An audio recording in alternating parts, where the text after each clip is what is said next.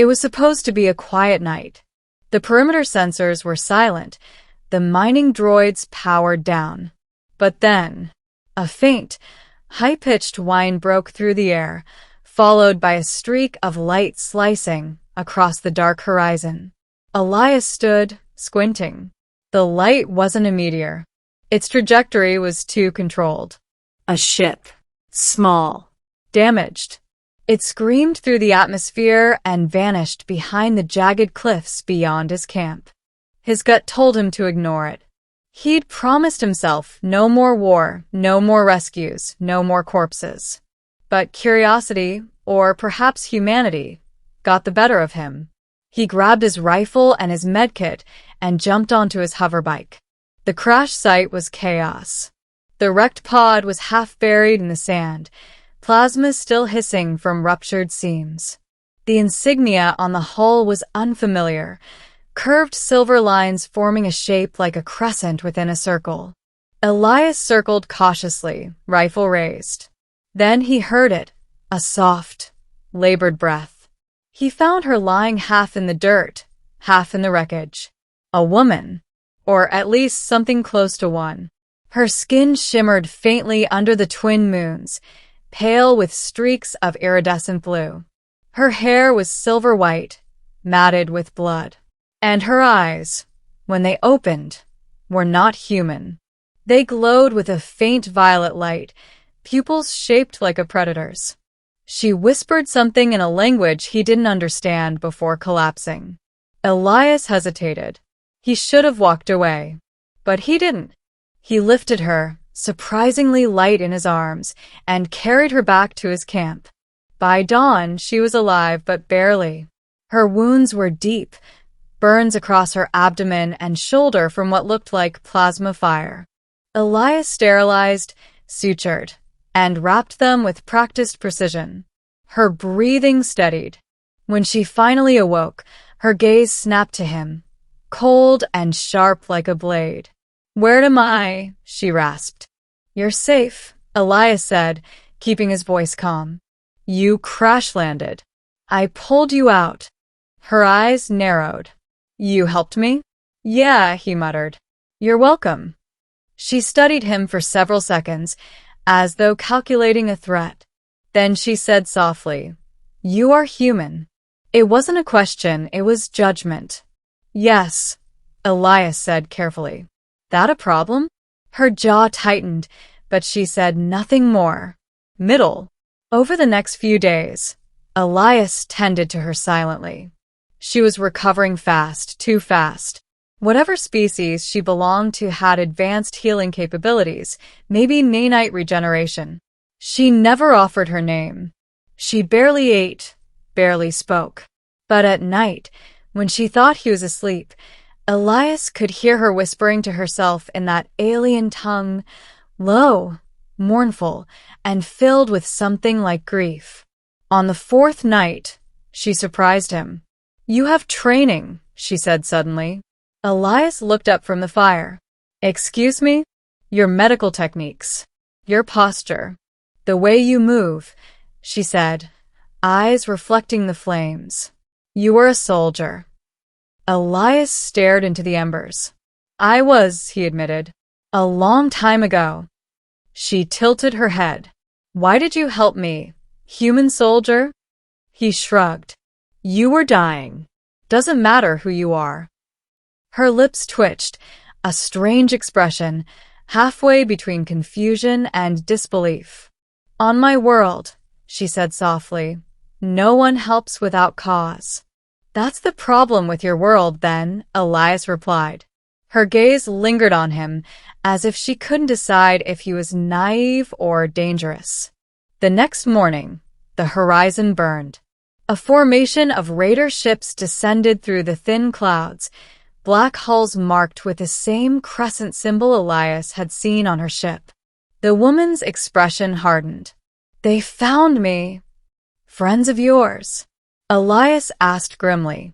"Enemies," she said, standing up, though her wounds were barely closed. "They hunt what they cannot control." "How many?" 3 corvettes. 40 men, maybe more. Elias exhaled slowly. Well, he muttered, guess peace was too much to ask. He ran to his weapons crate, dragging out his old Terran pulse rifle and a crate of charge packs. Her eyes widened slightly. You keep weapons. Old habits, he said. You planning on fighting or hiding? She met his gaze. Fighting. Always fighting. Elias smirked. Guess we have that in common. They worked through the day, setting traps along the canyon ridge, plasma charges buried under sand, motion-triggered sentry drones from his mining stockpile, and a field of camouflage mirrors to distort heat signatures. As they worked, she finally spoke her name. I am Vera of the Karath Dominion. Elias nodded. Elias Drake. Former Terran Marine. Vera froze for half a second. Terran? Marine? Her tone shifted. You fought in the collapse of Titan? Elias's hand stilled. Yeah, he said quietly. How do you know about that? Her eyes softened, not with fear, but recognition. You fought the Vornik Legion alone for 3 days when your unit fell. The stories spread even in the Dominion. They said the humans refused to surrender. Elias grimaced. Stories exaggerate. Vera shook her head. Perhaps. But even the Dominion feared the humans after Titan. She looked at him differently then, not with contempt, but respect. The raiders came at dusk. Their ships screamed through the sky, landing in waves of dust and fire. Elias crouched behind a dune, watching through a scope. Vera knelt beside him, holding a strange, curved weapon, a living metal staff that pulsed faintly. You ready? Elias whispered.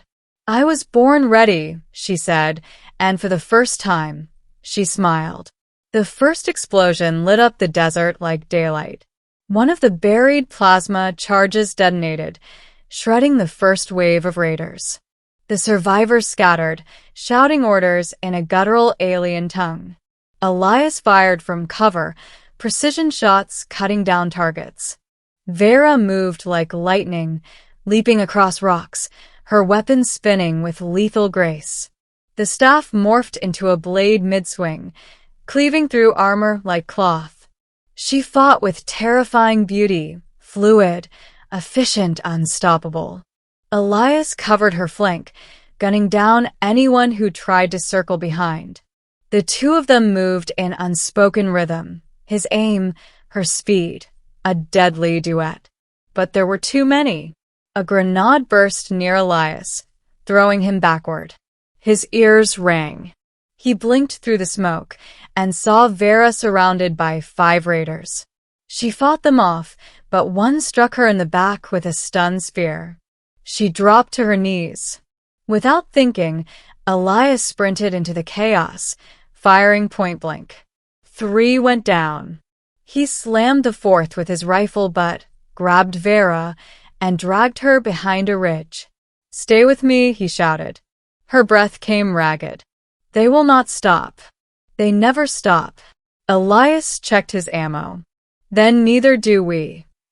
They fought until the twin moons rose. When it was over, the desert was littered with burning wreckage. Only 2 of the raider ships remained airborne, fleeing, leaving their dead behind. Elias stood amid the ruins, chest heaving. His armor was scorched, his arm bleeding. Vera limped to his side, blood staining her silver skin, but her eyes burned bright. They will tell stories of this, she said softly, of the human who stood with the Karath. Elias smirked. Let's hope they tell the right version this time. Ending. They returned to the camp in silence. The fire flickered between them. You saved me, Vera said quietly. Again. Elias shook his head. You saved yourself. I just gave you a second chance. She looked at him, studying his face. You don't understand. The Karath Dominion does not forgive weakness. I was branded a traitor for refusing to burn a colony of children. They called me worthless. She looked down. I thought my death would restore my honor. Elias was quiet for a moment. Then he said, "You don't get honor from dying. You get it from living right." Vera met his gaze, eyes glimmering. "Humans, you always believe in second chances." "Someone has to," he replied. "Otherwise, what's the point of surviving?" She smiled faintly, a real smile this time. "You are unlike any warrior I have ever known." "And you," Elias said, "are nothing like any alien I've ever met." Days passed. They repaired the damaged ship using scraps from the raiders' wreckage. When it was finally ready, Vera turned to him. "You could come with me," she said. "The Dominion will hunt me no longer. They will hunt us." Elias looked at the stars. "I think I've done enough fighting for one lifetime." Vera's voice softened. "You will not fight. You will teach. Humanity's strength, your courage. It is what the galaxy needs." He chuckled. "You always know what to say to make a man doubt his peace." She stepped closer. "Then doubt it," she whispered, "because peace without purpose is just silence." Their eyes met under the pale moons. For a heartbeat, neither spoke. Finally, Elias nodded slowly. "All right," he said. "Let's see where this ride takes us." Vera smiled. "Then let the galaxy tremble. The deadliest warrior has found her equal." As the ship rose into the dark, the firelight of Arrivos 9 faded below. In its reflection, 2 figures stood side by side. One human, one alien, bound not by war or blood, but by something stronger: respect, redemption, and the quiet understanding that in a galaxy full of monsters, sometimes the bravest thing you can do is save a stranger. And sometimes that stranger changes everything.